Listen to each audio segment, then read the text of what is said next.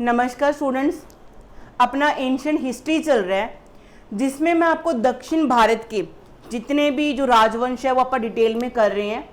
हर lecture में आपको 2 parts में प्रोवाइड कर रही हूँ, जिसमें एक पार्ट में आपको किसी भी जो राजवंश है जो भी है उसका स्थापना कैसे हुई, उसमें कौन कौन से मुख्य राजा लोग थे, उन्होंने क्या क्या काम किया उसके बारे में।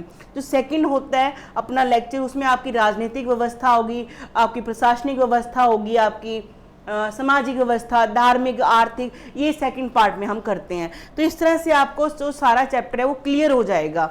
आज का जो हमारा टॉपिक है हम पढ़ेंगे राष्ट्रकूट वंश। जो इससे हमने पहले खत्म किया था वो था हमारा चालुक्य वंश। जिसने नहीं देखा वो वीडियो को जरूर देखना, कोरिलेट कर पाओगे, जोड़ पाओगे सारी कहानी को। देखिए, ये आप बोलोगे मैम फिर से मैप आ गया। ये मैप इसलिए आया है यहां पर, सुनिए ध्यान से। यहाँ पे क्या लिखा हुआ है? बादामी के चालुक्य। पढ़ाना मैंने राष्ट्रकूट है लेकिन लिखा हुआ यहाँ पे बादामी के चालुक्य। सुनो ध्यान से, बादामी के चालुक्य वंश की स्थापना आज का जो कर्नाटक है वहां पे हुई थी। किसके द्वारा की गई थी? जय सिंह के द्वारा की गई थी। इसमें ये सारे महान शासक हो चुके हैं, इस पहले वाले लेक्चर में मैं करवा चुकी हूँ। इनका जो अंतिम शासक था कीर्तिवर्मन सेकंड, किसका? बादामी के चालुक्यों का। इसकी हत्या कर दी। इसका एक सामंत था कौन? दंती दुर्ग। इसने क्या कर दी? इसकी हत्या कर दी दंती दुर्ग ने। फिर दंती दुर्ग ने अपना वंश चला लिया। कौन सा? राष्ट्रकूट। कौन सा? राष्ट्रकूट। तो आज हम राष्ट्रकूट पढ़ेंगे क्योंकि राष्ट्रकूट का जो अंतिम शासक जो करक सेकंड होगा ना, इसकी हत्या करके तैलप सेकंड ने फिर से चालुक्य वंश चला लिया। कौन सा चालुक्य वंश? कल्याणी वाला। तो कल्याणी वाले चालुक्य और वातापी वाले चालुक्य, दोनों बादामी वाले चालुक्य मैंने आपको करवा चुकी हूं। और आज हम करेंगे राष्ट्रकूट के वंश के बारे में, जो किसके इससे किसके सामंत हुआ करते थे? चालुक्यों के सामंत हुआ थे। किस संस्थापक कौन था? दंती दुर्ग था। किसकी हत्या करके बना? कीर्तिवर्मन सेकंड की। कीर्तिवर्मन सेकंड किस वंश का था? चालुक्य, बादामी के चालुक्य वंश का। ये मैं आपको पढ़ा चुकी हूं। तो कहानी को कोरिलेट करने के लिए मैंने सारा आपको ये पिक्चर फिर से आपको मैप दिखाया है। शुरू करते हैं।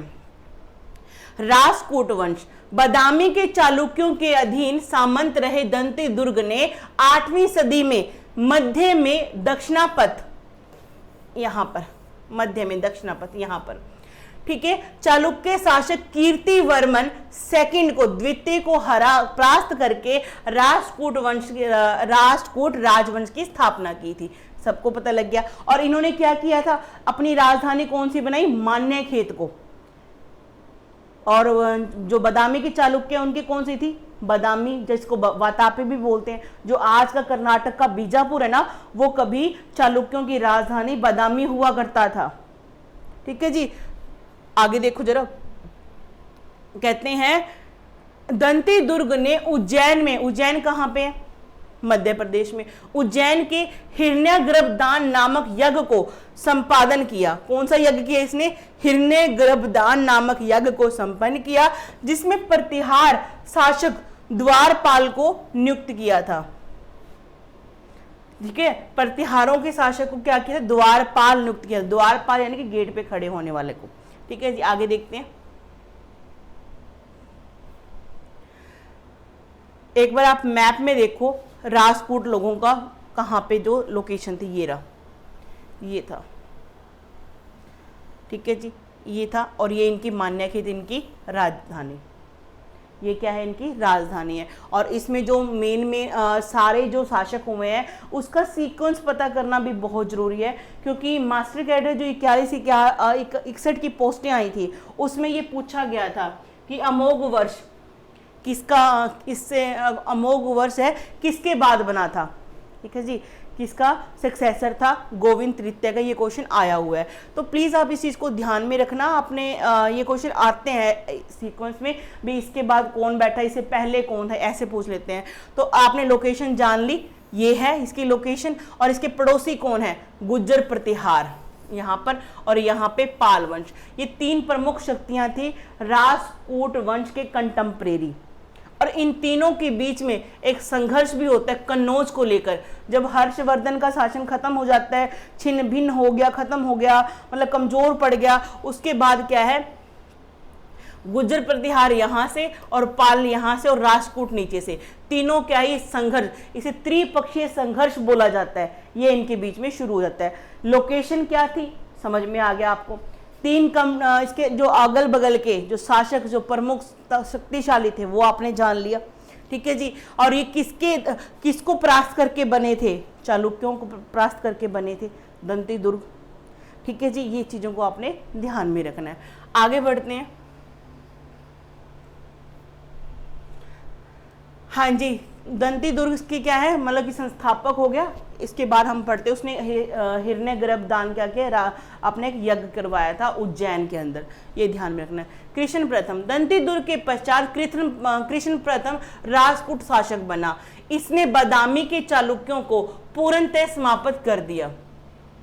जो बच्चे कुछ चालुक्य थे ना, कहते उसको पूर्णतः समाप्त कर दिया। लेकिन आगे देखो, कहते इसके इलाकों की जो चालुक्य थे ना, वो भी कहीं ना कहीं छुपे अपने दिल में क्या ये आग लिए बैठे थे, ठीक है जी। इसके अलावा इसने गंग वंश और वेंगिंग के चालुक्य वंश को भी क्या किया, युद्ध में परास्त किया।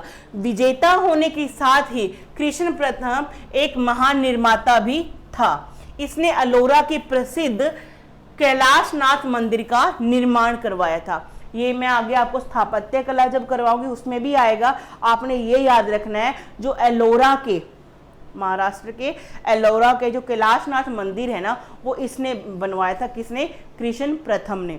ये बहुत इंपॉर्टेंट क्वेश्चन है और आता है एग्जाम में। आगे देखते हैं। आगे है ध्रुव।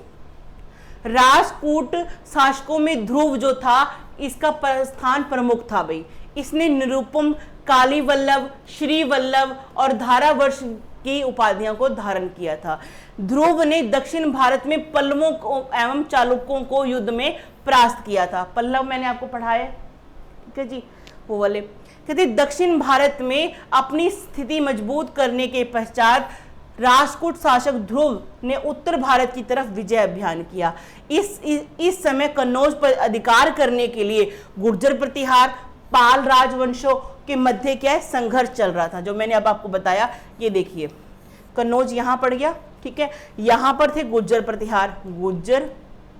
प्रतिहार, यहां पे आपके राष्ट्रकूट हो गए, यहां पे आपके पाल हो गए।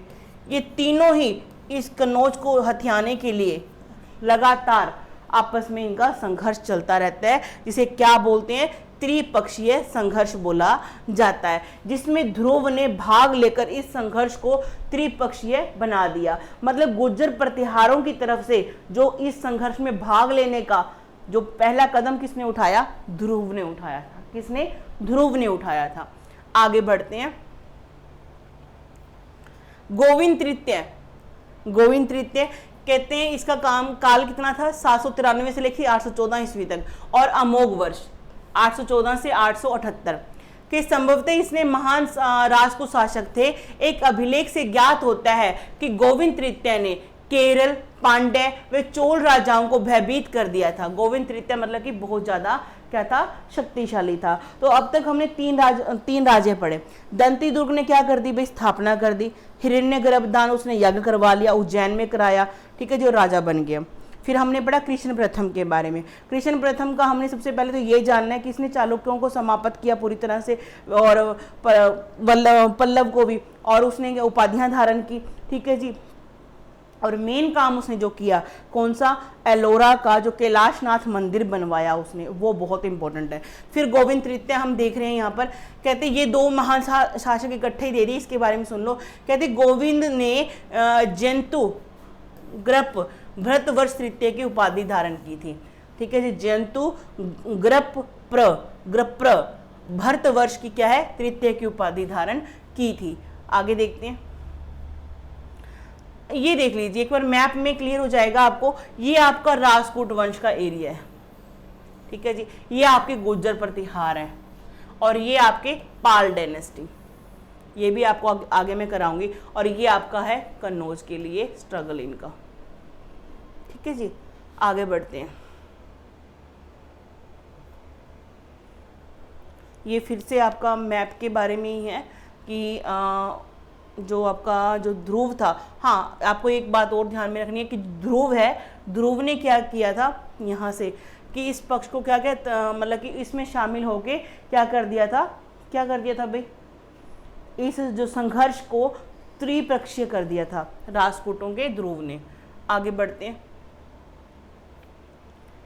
अमोघ वर्ष के बारे में जानना जरूरी है।